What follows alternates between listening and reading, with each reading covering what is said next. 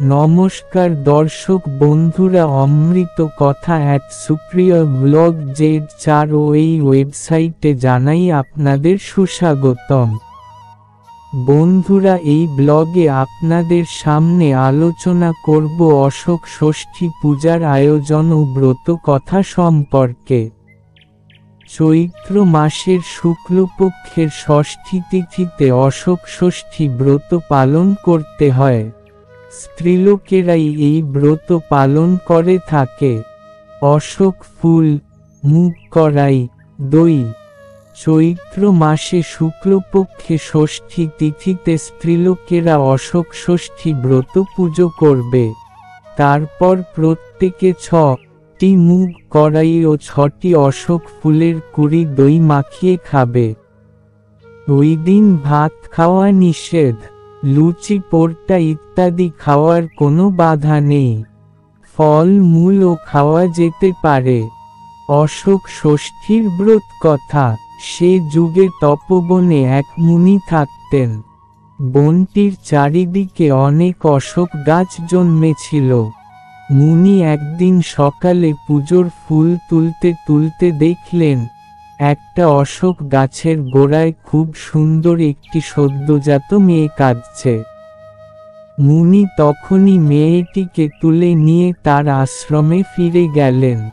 পরে ধ্যান করে তিনি জানতে পারলেন যে শাপের ফলে হরিণরূপিণী এক স্ত্রীলোক এই মেয়েটিকে প্রসব করেছে। মুনি মেয়েটিকে খুব যত্নে লালন পালন করতে লাগলেন। হরিণীও রোজ একবার করে এসে মেয়েটিকে দুধ খাইয়ে যেতে লাগল। অশোক গাছের গোড়ায় তাকে পাওয়া গিয়েছিল বলে মুনি মেয়েটির নাম রাখলেন অশোকা। এইভাবে মেয়েটি ক্রমে বেশ বড় হয়ে উঠল। এখন তার বিয়ে দেওয়া দরকার।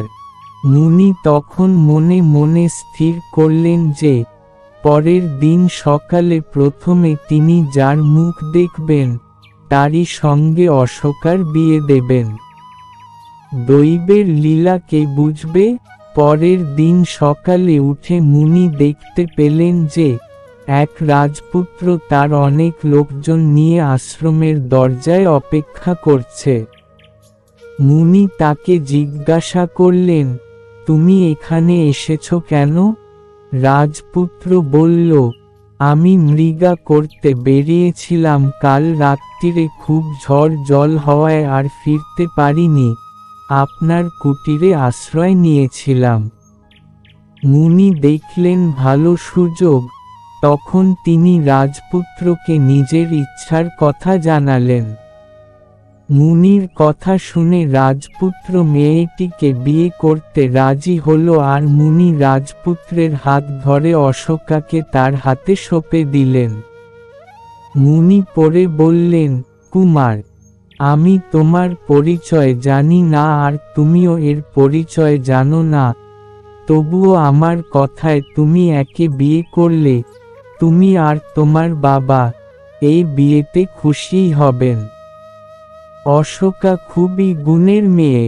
তারপর মুনি আবার অশোকাকে বললেন, মা অশোকা, এই অশোক ফুলের বিচিগুলো দিচ্ছি, নিয়ে যা আর এখান থেকে যাবার পথে বিচিগুলো রাস্তায় ছড়িয়ে দিস, তাহলে রাজবাড়ি পর্যন্ত অশোক গাছের সারি হয়ে যাবে, আর দরকার হলে তুই একলাই এই অশোক গাছের সারি ধরে আমার কাছে পথ চিনে আসতে পারবি। আর অশোক ফুলগুলো শুকিয়ে রেখে দিস, চৈত্র মাসে অশোক ষষ্ঠীর দিনে ওগুলো খাস, তাহলে জীবনে কখনো শোক তাপ পাবি না। মুনিকে প্রণাম করে রাজপুত্র অশোকাকে সঙ্গে নিয়ে রাজবাড়িতে ফিরে গেল। রাজা রানী সব শুনে খুশি মনেই ছেলে বউকে বরণ করে ঘরে তুললেন। এরপর বেশ কিছুদিন কেটে গেল। অশোকার 7 ছেলে ও 1 মেয়ে হয়েছে। রাজা রানী সময়মতো সকলেরই বিয়ে দিয়ে স্বর্গে গেছেন। একবার চৈত্র মাসের শুক্লা ষষ্ঠীতে রাজার বাৎসরিক শ্রাদ্ধের তিথি পড়ল। অশোকা বউয়েদের ডেকে বলল, আজ অশোক ষষ্ঠী, আমি আজ ভাত খাবো না। বউয়েরা তখন মুখ করাই সেদ্ধ করে দিল। সারা দিন কাজকর্ম করার পর ক্লান্ত হয়ে রাত্রিরে সকলেই ঘুমিয়ে পড়ল। পরের দিন অশোকা দেখল যে ছেলের বউয়েরা কেউ ঘুম থেকে ওঠেনি।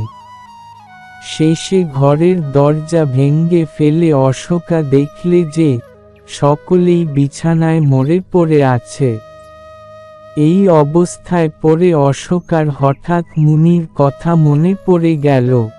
অমনি সে অশোক গাছের সারি ধরে মুনির কাছে গিয়ে হাজির হল। মুনি অশোকার সব কথা শুনে ধ্যান করে সব কথা জানতে পারলেন আর অশোকাকে বললেন যখন সেদ্ধ করছিল তখন অসাবধানে একটা ধান তার মধ্যে পড়ে গিয়েছিল, আর তাই খাওয়ার জন্যে সেই পাপে ওই দুর্দশা হয়েছে তাদের।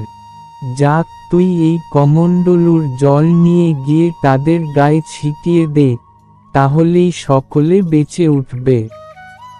অশোক ষষ্ঠীর দিন খুব সাবধানে 6টি অশোক কুড়ি, 6টি মুগ কড়াই, দই দিয়ে খেয়ে তবে অন্য জিনিস খাস।